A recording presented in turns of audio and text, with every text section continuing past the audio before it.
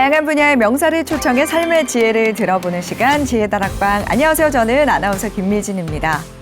우리의 감정과 의식을 정확하게 알기 위해서는 뇌 공부가 꼭 필요하다고 하죠. 오늘부터 3주간 지혜다락방에서는 뇌과학자 박문호 박사님과 함께 인간 본질에 대해서 이야기를 나눠볼까 합니다. 박문호 박사님을 무대 위로 모시겠습니다. 큰 박수 부탁드립니다.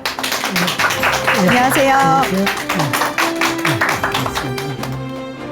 2년 만에 뵙게 됐는데 2년 동안 어떻게 잘 지내셨는지 궁금해요. 예, 코로나 때문에 뭐 좀 그렇게 됐는데 네. 오히려 강의는 좀 많아진 것 같아요. 예, 줌으로. 줌으로 네. 강의를 많이 하셨군요. 예, 매주 목요일 날 저녁 2시간, 벌써 한 90회 정도, 네. 1년 반 동안에.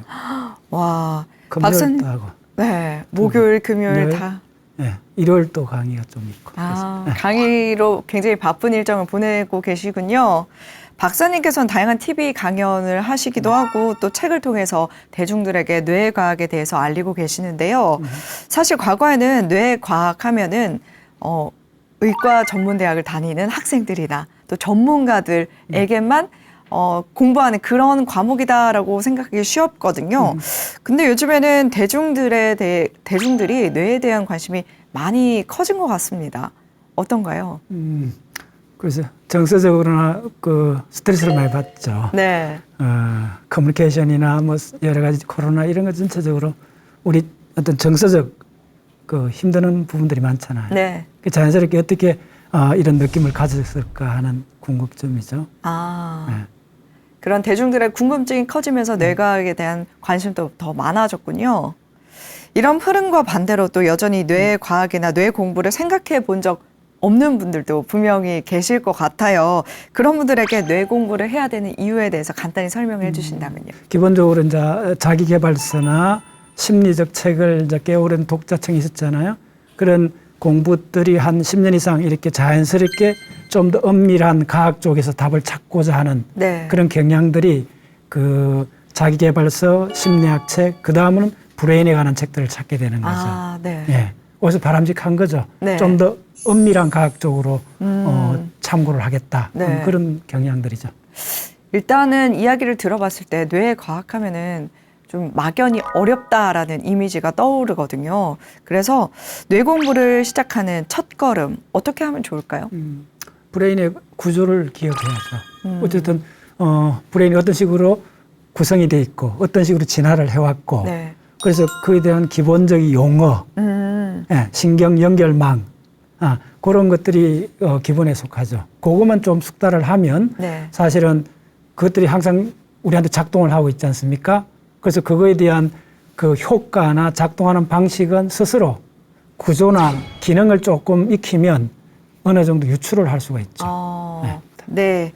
그러면 박사님의 강연 지금 바로 박수로 청해 듣도록 하겠습니다. 큰 박수 부탁드립니다.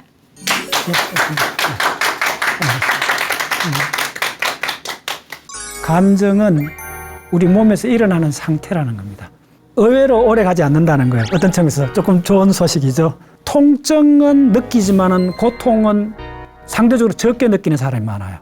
그래서 우리의 감정의 뿌리는 명확하게 접근하고 회피 반응에서 출현하는 겁니다. 낌새를 느꼈다 그러잖아요. 그런 상태는 사실 내장감각하고 관계 있습니다. 그래서 내장의 전체로 나가 있는 신경이 우리의 느낌, 감정, 네, 그거에 가장 그 주스도를 놓는데 그 신경을 미주신경이라고 합니다. 조금 더 생리적으로, 그 다음에 브레인 사이언스적으로 좀 살펴보고 싶습니다.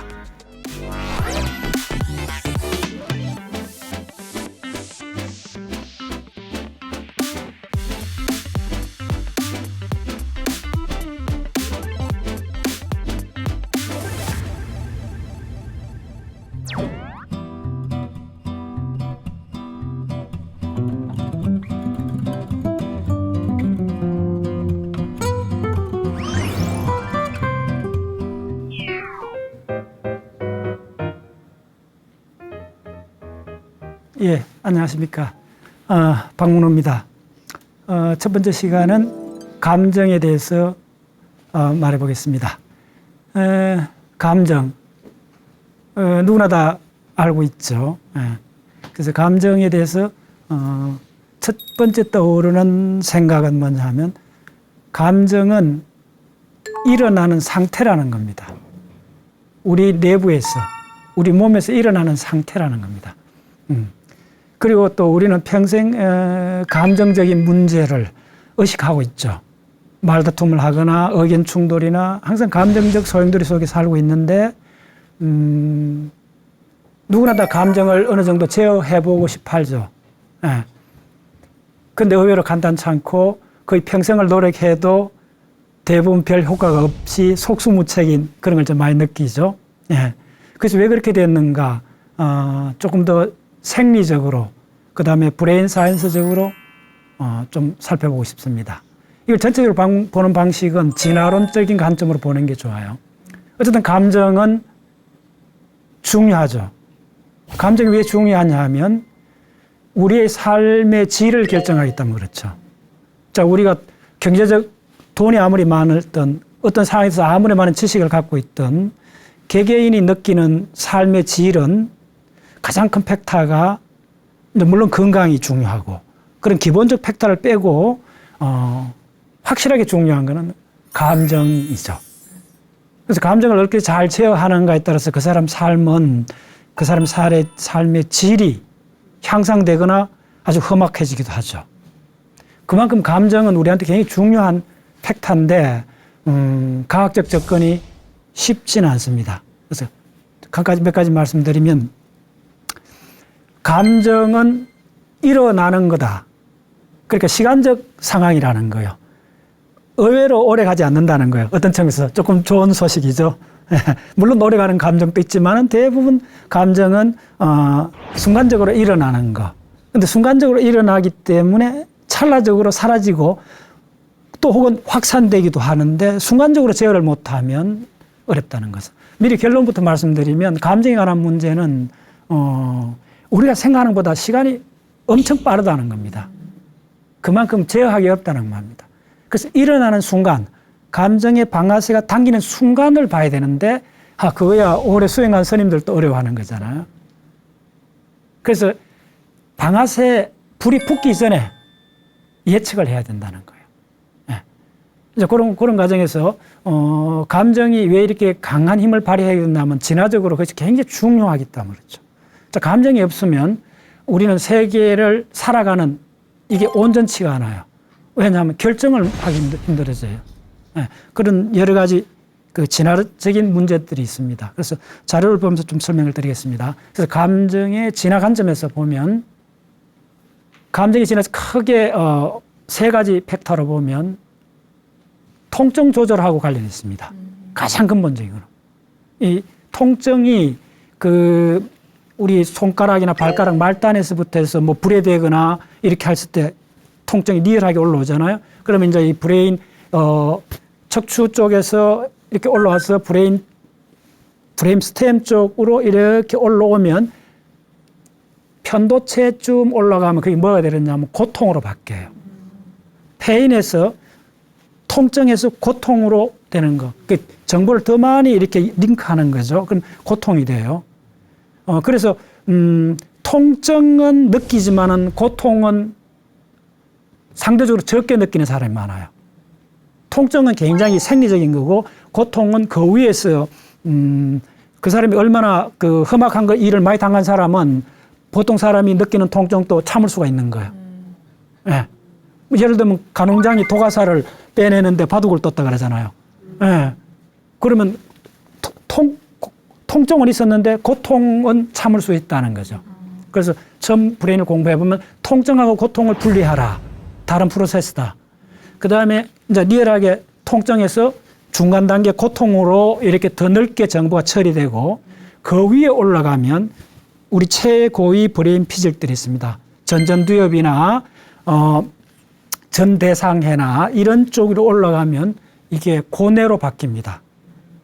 그래서 통증, 고통, 고뇌. 그럼 고뇌 정도 되면 우리 붓다. 부처님이 그 세 개를 하나의 진리 차원까지 성하시겠죠. 그래서 불교에서는 고성제라 그러죠. 예. 어떻게 통증이 고통으로 바뀌고 그 위에서 올라가면 인생 전체에 대한 삶의 태도가 되는 거죠. 그걸 이제 고뇌라 그러죠. 그래서 그런 출발점이 통증 조절에서 시작을 하는 거예요. 예. 이제 두 번째, 우리 그 감정의 가장 코어는 이제 통증에서 시작한다 보시면 돼요. 그러면 내한테 해를 입힌 그런 거에 대해서는 해피 반응이 일어나요.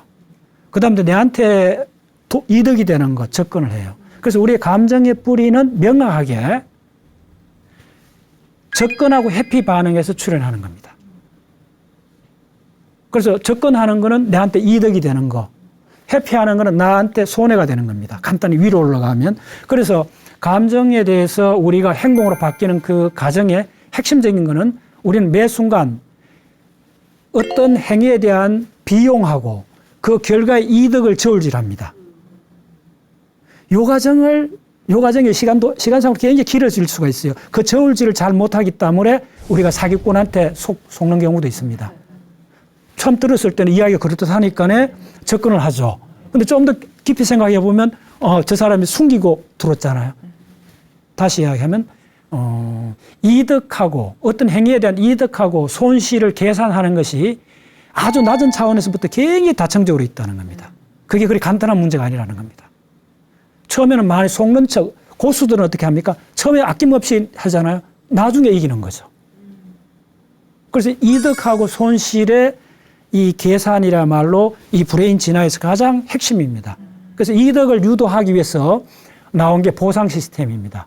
자, 우리가 일반적으로 우리의 행동은 손해하고 이득을 저울질을 항상 하는데 행동으로 바뀌려면 손해보다 이득이 2배 정도 많아야 행동을 합니다.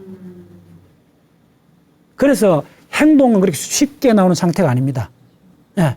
그래서 대부분 사람들이 햄릿형으로 계속 생각만 하는 거죠. 행동 안 하는 거죠. 그래서 이런 모든 것들이 이 통증 조절, 그 위에 올라가면 접근이나 해피 반응, 요 두 개로 갈라지고 접근과 해피 반응이 우리가 하는 모든 감정의 뿌리입니다. 그러면 접근과 해피를 잘해야 되는데 우리 인생에서 그 잘할 수 있는 방법이 뭐냐면 내가 접근해서 얻는 이득하고 그 접근해서 얻는 손실을 계산을 해야 되는데 그게 남녀 관계든 뭐 사업이든 자기 건강 문제든 모든 걸 따졌을 때 그 두 가지를 저울질하는 것이 올라가면서 굉장히 복합적으로 되어 있다는 거예요. 그래서 흔히 우리가 하수다, 저 사람 수가 낮다 했을 때는 눈에 보이는 즉각적 보상 쪽에 따라 행동을 해버리는 거예요. 네. 조사모사란 알죠? 바로 그런 상입니다. 네. 그래서 통증 조절에서 접근 회피해서 접근 회피하는 브레인적인 계산은 뭐냐 하면 이득이냐 손실이냐 따지고 이제 그게 감정의 기본축입니다. 두 번째는 뭐냐면 이게 이제 복합적으로 그래서 우리는 대충 느낌의 의지를 하게 되죠. 예. 네. 그게 뭐 느낌이나 낌새를 느꼈다 그러잖아요. 그런 상태는 사실 내장 감각하고 관계 있습니다. 첫 번째 통증 조절, 두 번째 내장 신경이 관여됩니다. 그럼 내장이라는 거는 허파, 심장, 위, 소장, 대장, 그 스플린에 지라라는 게 있습니다. 그 다음에 콩팥. 예, 이 한 5-6가지가 다 관여합니다. 곧 관여한다는 말이 뭐냐면 그쪽으로 다 신경이 나가 있습니다. 그리고 내장에 전체로 나가 있는 신경이 우리의 느낌, 감정, 네, 그거에 가장 그 주수도를 놓는데 그 신경을 미주신경이라고 합니다. 미주. 그 어지러울 미자, 달릴 주자. 그래서 베이가스 너브라고 그러는데 베이가스 너브는 우리 이 가슴 안에 배 속에 있는 모든 장기에 신경이 나가 있습니다. 미주신경이. 그래서 우리가 그것은 뭘 하느냐? 배가 고프면 혈중에 그 글루코스 농도가 떨어지죠. 그 다음에 허파나 심장 쪽으로 가는 이쪽에서는 뭘 센서하느냐 하면 호흡할 때 이산화탄소, 산소 농도를 측정하죠. 예. 거기 이제 내장신경입니다. 내장신경에서 가장 핵심이 미주신경입니다. 예. 그래서 세 번째 다시 미주신경을 써놨는데 요 미주신경이 말 그대로 미친 듯이 달린다 이래갖고 이제 이 수술하는 의사 선생님들이 이름 붙여놨는데 베이가스란 말이 방랑자란 말이거든요. 그래서 어디에 있느냐 하면 요 출발은 그 내관 연수 쪽에서 시작을 해서 거의 뭐 3-4cm 정도 내려가서 우리 모든 복부 안에 있는 장기 속으로 다 들어가 있어요. 그래서 우리가 속이 편하다. 예. 예. 배가 아프다. 근데 아픈 걸 느끼는 거는 배가 아니고 브레인이잖아요. 그러면 이 창자하고 브레인 사이에 뭐가 연결이 됐어야 배가 아프다는 걸 느끼잖아요. 그 연결이 미주신경입니다. 예. 그리고 미주신경이, 결론적으로 뭘 하느냐 하면, 우리가 이제 감정은 접근하고 회피 두 가지 기본이라고 그랬잖아요. 미주신경은 접근할 때는 에너지가 되잖아요. 싸우든지 화를 내든지 접근할 때는 에너지가 들기 때문에 우리를 접근하게끔 해주는 그걸 뭐라 그러냐면 교감신경이라 그래요. 그럼 교감신경은 항상 우리가 액티베이션 돼 있고 에너지를 쓰니까 그걸 많이 쓰면 탈진을 해버리겠죠.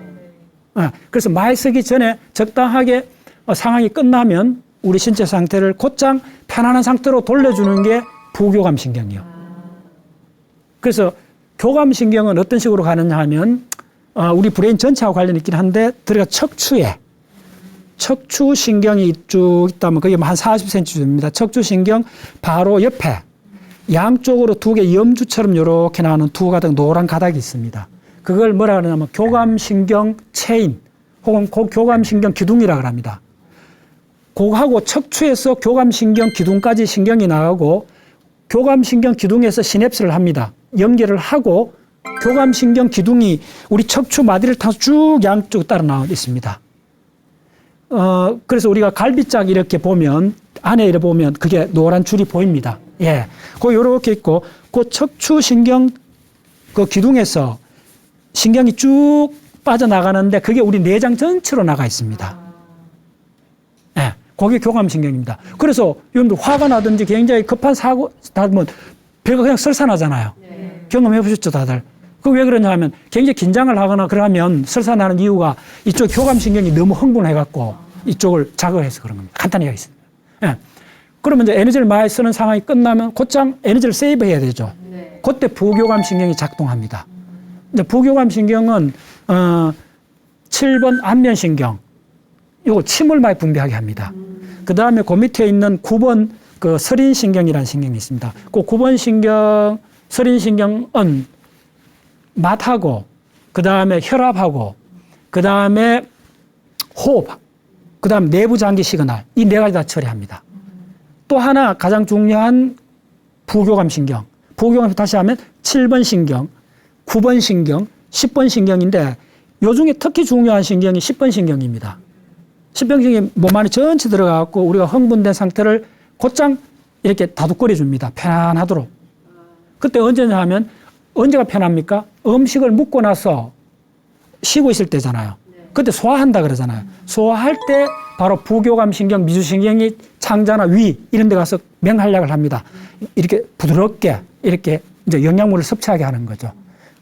그래서 미주신경은 심장에 가서는 심장 박동을 줄여줍니다. 근데 만약에 미주신경이 굉장히 강하게 작동을 해버리면 심장이 멎을 수도 있습니다. 그래서 이게 초기에 학자들이 놀랐던 현상 중에 하나가 그 부두교라는 종교가 있습니다. 그래서 주수를 받은 사람이 실제로 죽는 상황이 벌어진 겁니다. 네. 이게 학술적으로 연구가 됐습니다. 그래서 마음을 이렇게 편안하게 해주는데 그걸 극단적으로 가면 심장이 서서히 멎어버리는 수가 있어요. 그래서 이게 진화적으로 감정을 진화적으로 봐야 되는 중요한 게 뭐냐면 우리 지구상에 이 다세포 동물들이 그 감정의 진화 가장 뿌리는 뭐냐 하면 스탑하는 겁니다. 멈춰버리는 겁니다. 그래서 곤충에서부터 인간까지 위급한 상황이 다가가면 멈춥니다. 죽은 척 해버립니다. 우리 초등학교 때 기억납니까? 곰이 나타나면 딱 죽은 척 하라 그런 이야기 있잖아요. 그게 상당히 일리 있는 이야기입니다. 어떤 측면에서는 우리가 모든 사람도 모든 동물은 첫 번째 생존 반응이 스탑하는 겁니다. 그래서 우리가 이렇게 스탑하는 게 유리한 게 뭐냐 하면 내가 먼저 주먹을 낸다든지 먼저 행동을 취하면 상대가 그걸 공격 유발 신호로 해석해 버립니다.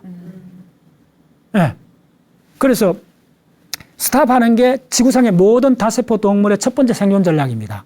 그럼 스탑을 한번 얼어붙으면 미주신경이 강하게 작동하면 초기 미주신경이 강하게 얼어붙어 버리고 나면 안전하긴 하는데 만약에 나중에 상황에 따라서 내가 도망을 가야 되잖아요.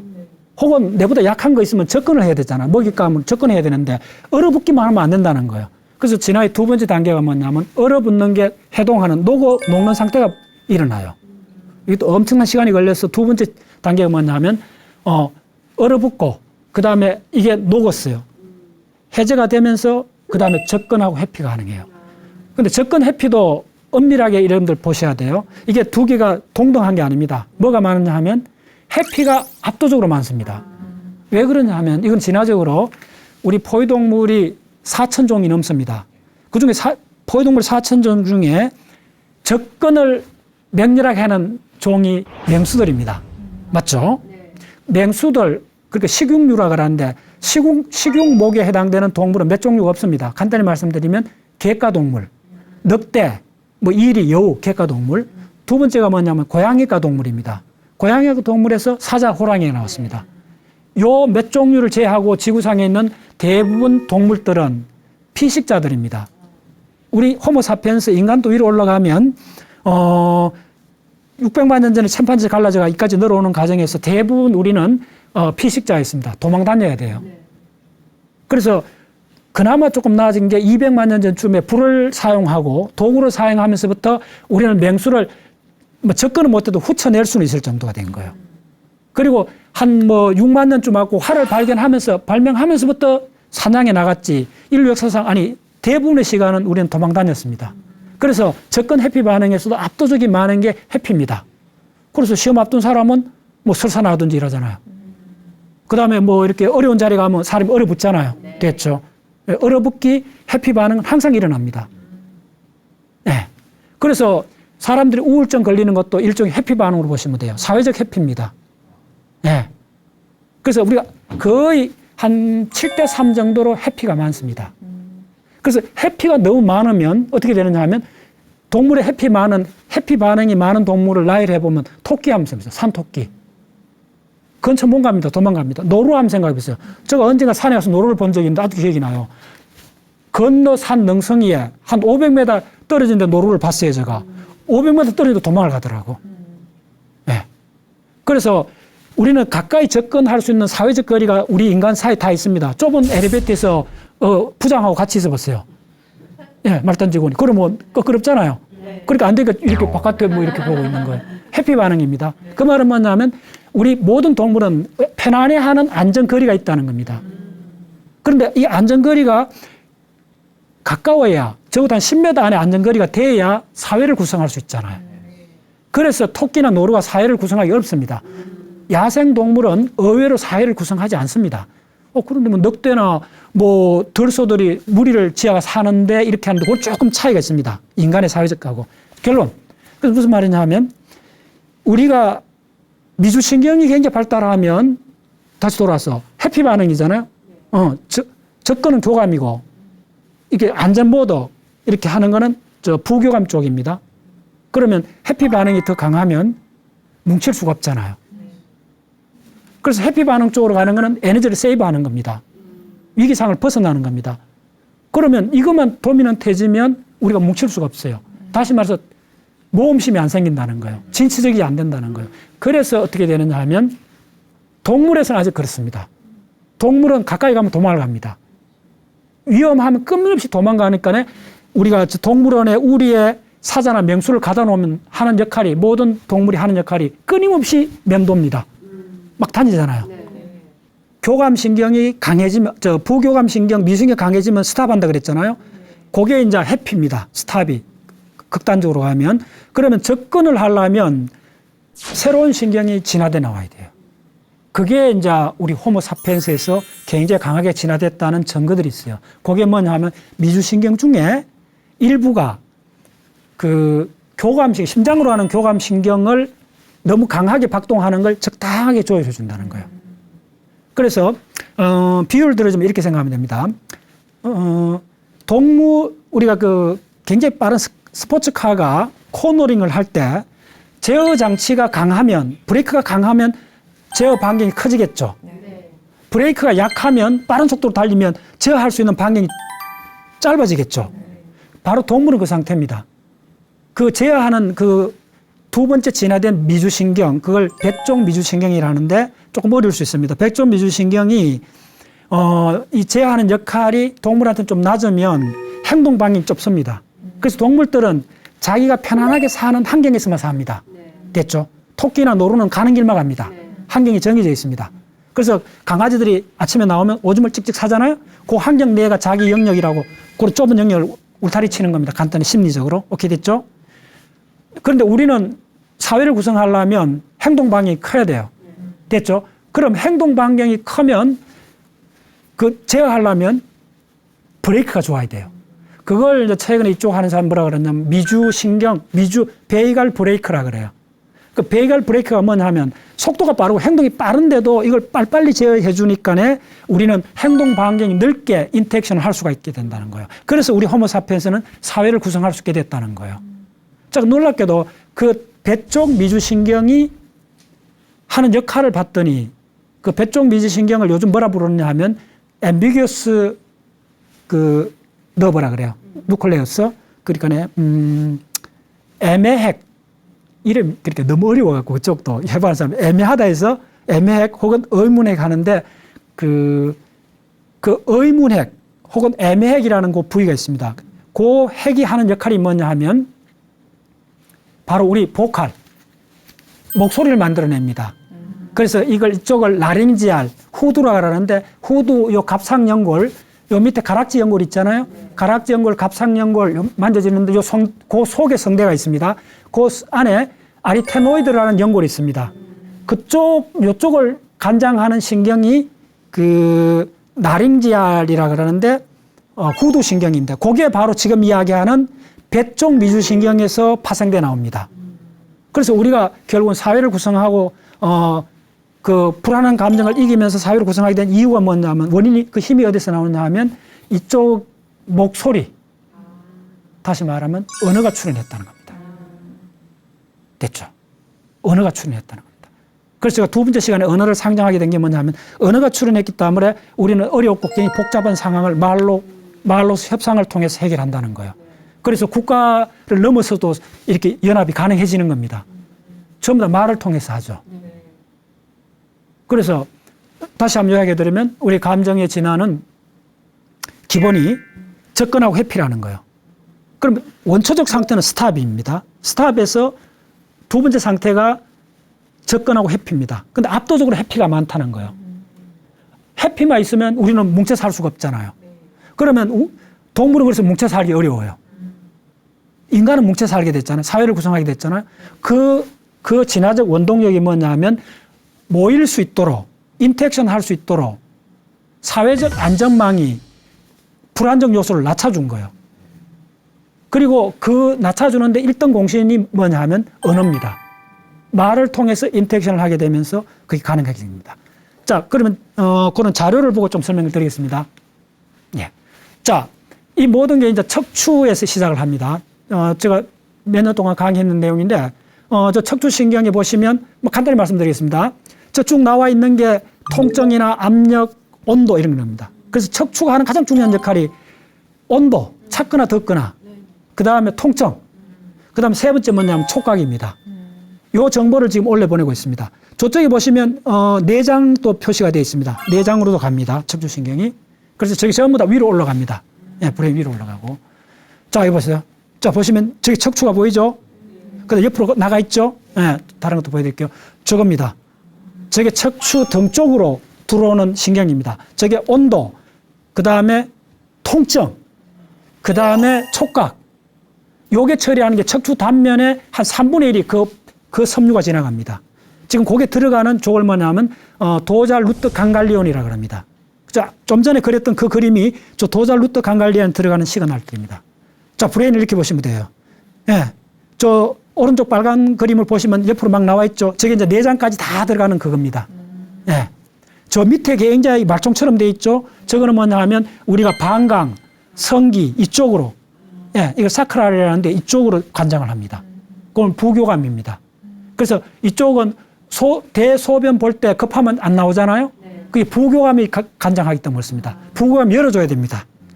요 부교감 있고 이 가운데는 부교감이 다 뭐에 해당되면 미주신경이 다 그 역할을 해줍니다. 오케이. 자, 그 다음에 우리 내부 장기에서 일어나는 이 모든 시그널은 혈류로 타고 옵니다. 이산화탄소, 산소 농도, 글루코스, 그 다음에 코르티졸, 그 다음에 pH 값, 양성자 농도, 이런 모든 생존에 필요한 정보값이 피혈장이라 그러잖아요. 혈장 속에 녹아서 전신을 1분에 한 번씩 돌아간다 생각하면 돼요. 그러면 우리가 내부 모든 장기의 상태는 혈액 속에 들어가 있습니다. 네, 그 정보를 어디서 하냐 하면 저 그림에 보시면 경동맥이라고 있습니다. 화나면 막 목 줄 때 생긴다 그러잖아요. 그 경동맥 갈라지는데 그 벽시만한 거 있습니다. 요거에 화살표 있죠? 저게 한 7mm쯤 됩니다. 저 센터 속에 신경이 나가 있습니다. 거기서 9번 신경이 들어가갖고 저걸 카로티드 바디라고 그러는데 경동맥 소체라고 하는데 그쪽에 신경이 들어가서 우리 혈액 속에 있는 모든 화학적 분자의 상태를, 농도를 측정합니다. 그 값을 갖고 우리가 심장 박동하고 호흡 레이트가 결정이 됩니다. 근데 이건 하나도 의식을 못 합니다. 의식을 못 하는데 말하다가 화가 나면 저 목소리가 빨리져, 숨이 가빠지죠, 심장이 빨리 뛰죠. 우리 의식 못 하잖아요. 그 짧은 10초 내로 일어나 버립니다. 10초 내에 일어납니다. 그래서 아까 감정이 왜 어려웠냐 하면 순간적으로 일어나는 사건입니다. 오케이. 자, 그 다음에 이게 혈관이 조금 어려운 내용인데 저거 그냥 논문 보여드리겠습니다. 혈관이 하는 게 저쪽에 보시면 두 개 있는 게 시냅스입니다. 신경하고 신경에서 나오는 글루타메이트가 성상세포로 들어가서 그쪽에서 복잡한 생화학작용을 거쳐갖고 혈관을 조절합니다. 혈관 사이즈를. 한 번도 의식 못합니다. 조절하는 방식이 뭐냐 하면 조절하는 혈관이 동맥 중에 세동맥을 조절합니다. 요 세동맥 그 다음에 모세혈관이 나오거든요. 그래서 우리 전신에 모세혈관이 얼마나 많습니까? 모세혈관에 들어가는 혈액의 양을 저서 조절해버립니다. 근데 저게 누가 조절하는 출발점이 신경이거든요. 그럼 그 말은 무슨 말이냐 하면 우리가 신경이 쓰이면 얼굴이 붉게 되잖아요. 화가 나면. 그 순간적으로 되는 거예요. 근데 얼굴에 있는 건 아주 빙산의 일각입니다. 이쪽 안에서 다 일어나는 겁니다. 눈에 안 보이는 이쪽에서. 네. 오케이. 자, 그 다음에 저게 미주신경입니다. 리얼로 데이터를 보시면 화살표 있죠. 저 가장 큰 쪽이 저거 보면 그 미주신경 핵입니다. 그 미주신경 핵이 그 위쪽에 있고 아래쪽에 있고 밑으로 내려가는 게 미주신경 실제입니다. 그래서 보시면 자 척수하고 저쪽에 쭉 신경이 나가 있잖아요. 저게 우리가 예를 들면 염산 같은 거 만진다든지 화학 물질 만진다든지 그 다음에 차가운 거 만진다든지 열이 난다든지 모든 게 저렇게 척수를 통해서 브레인으로 올라갑니다. 네. 그래서 저 그림을 제가 다시 요약의 그림인데 쾌감하고 통증 있잖아요. 저게 접근하고 회피입니다. 세포 반응에서 접근하고 그 쾌감하고 통증이 그 다음에 뭐냐면 충동하고 동기로 바뀝니다. 그게 위로 올라가서 배경정서, 그 다음에 기본정서, 그러니까 화내고 슬퍼하고 이런 기본정서, 배경정서, 그 다음에 사회적 감정으로 바뀝니다. 그 다음에 위에 올라가면 느낌으로 바뀝니다. 그래서 우리가 육감에 자꾸 의지한다는 것은 사실은 이 창자 속에서 일어나는 걸 바탕으로 사고한다 이렇게 생각해 봅니다. 다 영향이 됩니다. 그래서 이거는 제가 만든 도표인데 보시면 결국은 우리가 호흡하는 이게 저 까만 가운데 있는 게 행경막입니다. 행경막은 우리가 숨의 거의 한 70%가 행경막이 담당합니다. 행경막에 들어가는 게 C3, C4, C5라는 신경이 척추에서 나가서 행경막을 움직여갖고 덜숨, 날숨이 거의 한 70%가 저서 관장이 됩니다. 예. 근데 그거 거의 무의식적으로 항상 작동하고 있죠. 예. 그거에 따라서, 산소가 들어온 양이 결정이 되고, 심장 박동이 결정되고, 전부 다 우리가 거의 의식하지 않는 상태에서, 물론 의식하는 경우도 있어요. 의식하는 상태에서 항상 작동하고 있습니다. 전체적으로. 혈관도 보시면 이 브레인 안에 들어간 혈관이 혈관 주위로 얇은 물길이 생깁니다. 이거 최근에 굉장히 핫 이슈인데 저렇게 생겨서 우리가 밤에 잘 때 이 브레인 사이즈가 살짝 이렇게 부피가 줄어드는 현상이 일어납니다. 그러면 그 틈새로 그 뇌척수액이 흘러갑니다. 그 다음에 그 인터스텔라 그 액이 있는데 그 핵하고 해서 우리가 베타 아밀로이드가 쌓인 게 씻어내는 거. 그 작용이 일어납니다. 다시 말하면 우리 혈관, 브레인은 혈관 사이즈가 계속 바뀐다는 겁니다. 호흡에 가는 겁니다. 그래서 우리가 저 카로티드 바디하고 그 심장에서 나는 대동맥에 또 미주신경이 나가 있어요. 그래서 혈압을 항상 잽니다. 우리 안에서 혈압을 항상 재는데 우리는 의식을 못 해요. 그래서 감정을 컨트롤하기 어렵습니다. 미리 결론 말씀드리면 감정을 제어하는 방법은 사실은 우리가 추상적 사고로서는 가능하지 않습니다. 제가 그 봤던 감정의 발기라는 책에서 그 감정을 한 30년 연구한 전문가가 그 사람 이 분야의 논문을 한 100편 이상 썼는 대가인데 그분이 감정을 연구하기 위해서 대학원에 가서 처음 알게 된 게 뭐냐 하면 감정은 우리 모든 인류가 감정을 제어하려고 노력했다는 거예요. 그런데 그걸 성공적으로 한 사람은 극히 일부라는 거예요. 끊임없이 우리가 노력을 하는데 왜 안 되는가? 우리가 엉뚱한 방향을 봤다는 겁니다. 뭐냐 하면 감정은 기술적 문제라는 겁니다. 감정을 제어하기 필요해서는 사실은 초시계하고 온도계가 필요하다는 겁니다. 왜냐하면 이게 찰나적으로 있는 사건이기 때문에 우리가 보는 순간 늦어버린 거예요. 불이 붙으면 늦어버린 거예요. 그러면 첫 번째 해야 되는 게 뭐냐면 불이 딱 붙는 순간을 알아야 돼요. 네. 그래서 감정은 사고의 대상이 아닙니다. 감정은 기술의 대상입니다. 기술의 대상이면 우리가 훈련을 통해서 정교하게 설계된 훈련을 통해서 접근할 수 있는 부분입니다. 그때 필요한 게 뭐냐 하면 감정을 측정을 해야 됩니다. 그 감정을 측정하는 게 바로 뭐냐 하면 온도계입니다. 대화를 하고 나서 겨드랑이에 딱 땀이 맺히면 내가 교감신경이 너무 흥분했구나라고 평가하시면 됩니다. 네. 그래서 이런 전체 구조를 해야 됩니다. 저쪽에서 일어나겠습니다. 뇌관에서. 제가 몇 년 동안 강의한 내용인데 저쪽에서 일어난 단계를 전부 다 이해를 해야 돼요. 네. 저게 뭐냐면 전부 다 사실은 감정에 링크됩니다. 자, 그래서 저걸 요약해 드리겠습니다. 제가 만든 도표인데 감정 조절의 사각형. 예. 첫 번째, 감정이 일어났다는 걸 알아야 돼요. 이걸 이제 보조선임의 진심직설에서 그걸 각찰해야 하죠. 무신공부 10단계에서 각찰. 먼저 보라는 거예요. 일어나는 순간을 보라는 거예요. 그러면 그 다음에 뭐냐면 후혈, 놓아버리라 이렇게 하죠. 참 대단한 그 방법론인데 지금 맞습니다. 먼저 알아차려야 돼요. 근데 이게 의외로 어렵습니다. 알아차리는 게. 두 번째는 뭐냐면 만약에 그래서 알아차리는 훈련을 해야 되는데 일단 알아차리면 무조건 스탑해야 돼요. 플러그를 뽑아야 돼요. 그래서 그 플러그를 뽑으면 어떻게 해야 되는데 딱 알아차리면 현재 하나 둘 셋 해야 뭐 이야기 하잖아요. 네. 그게 다 순간적인 현상이라는 겁니다. 그래서 어떻게 하느냐 하면 곧장 알아차렸으면 자동적으로 긴 호흡을 들숨이 아니고 네. 왜냐하면 긴 날숨이 부교감신경, 미주신경을 활성화시킵니다. 자, 우리가 감정이 격해졌다는 것은 교감이 너무 장악했다는 거잖아요. 그럼 빨리 교감의 불을 꺼야 되잖아요. 그럼 이걸 할 수 있는 소방대가 부교감입니다. 그 부교감의 대장이 누구냐면 미주신경이고 미주신경이 언제 가을 작동하느냐 하면 내일숨 때 우리가 위험할 때 후 하잖아요. 그게 오랫동안 진화된 생리적 반응입니다. 그걸 감정 격할 때 후 하시면 돼요. 그래서 우리가 직업 계층 중에 노래 부르는 가수들이 굉장히 오래 살고 동안을 많이 유지해요. 통계적으로 보면. 그 왜 그러냐면 노래라든지 우리 말은 내일숨에서 하잖아요. 근데 노래는 내일숨을 특히 길게 내는 겁니다. 모음 위주로. 그렇게 감정이 부드러워지는 거예요. 그러니까 부교감이, 미주신경이 완전히 이렇게 장악을 하는 거예요. 그렇게 되면 어떻게 되냐면 우리가 편안해지는 거예요. 그럼 에너지를 적게 쓰는 거예요. 네, 수명하고 관계 있습니다. 그 다음에 마지막으로 분류학입니다. 자, 감정을 조절하는, 이 브레인을 써서 감정을 조절하는 여러 가지 방법 중에 가장 효과적인 건 뭐냐 하면 감정이 일어나갖고 이제 딱 전면전을 할 때 내가 일어나는 감정에 레벨을 붙여보시라는 거예요. 네, 요거는 뭐 비열한 감정, 요거는 내가 거짓말하고 있고, 내가 어떤 감정이라고 레벨을 딱 언어로 표시하면 그게 명확해집니다. 언어로 표시하면 여기서 처리하기 시작합니다. 그러면 상당히 자기가 그동안 학습한 거 링크 때문에 효과가 있습니다. 두 번째, 이 분류하기는 이름을 붙이는 건데 이게 왜 효과적이냐 하면 특히 우리의 일생은 자기하고 가까운 한 4-5명의 사람하고 결정납니다. 부부나 친구나 애인이잖아요. 자기 일생을 보내는 거는 사실은 그 4-5명밖에 없어요. 이 사람들은 기본적으로 커뮤니케이션을 어떻게 하냐면 부부 사이는 표정으로 하잖아요. 말로 안 하잖아요. 맞죠? 그러면 싸우면 뭐 특히 그 여성분들 그걸 말로 해야 알아 그러잖아요. 그래서 우리는 감정 전달은 80%가 비언어적으로 합니다. 맞죠?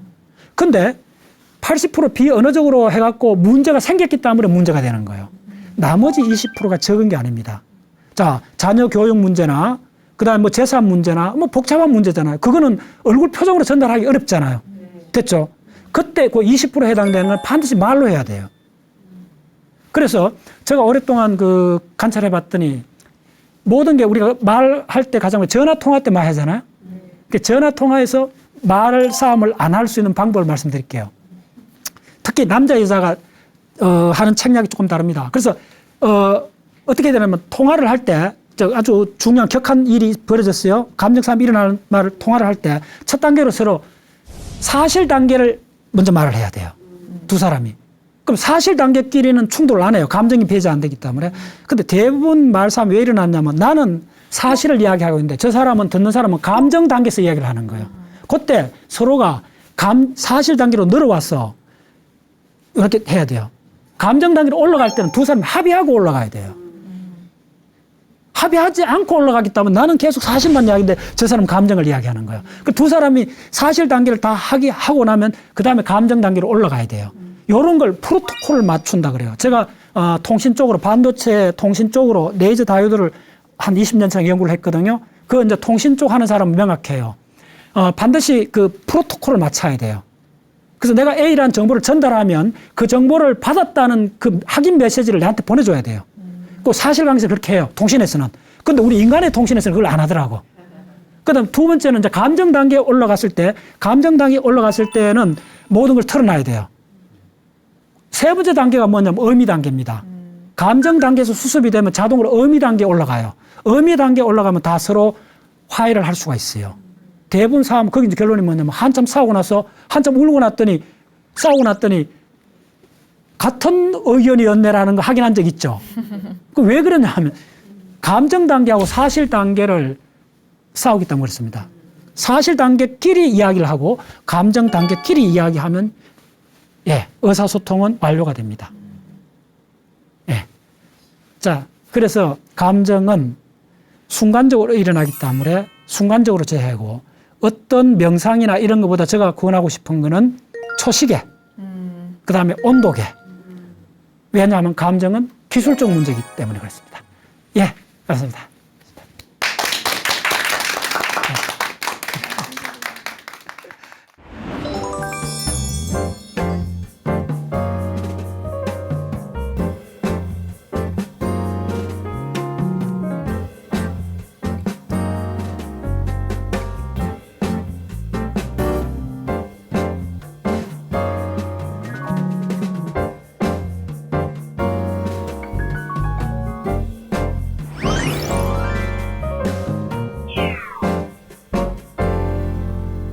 네, 강연을 통해서 감정과 뇌가 어떠한 관계가 있는지 잘 알 수 있었는데요.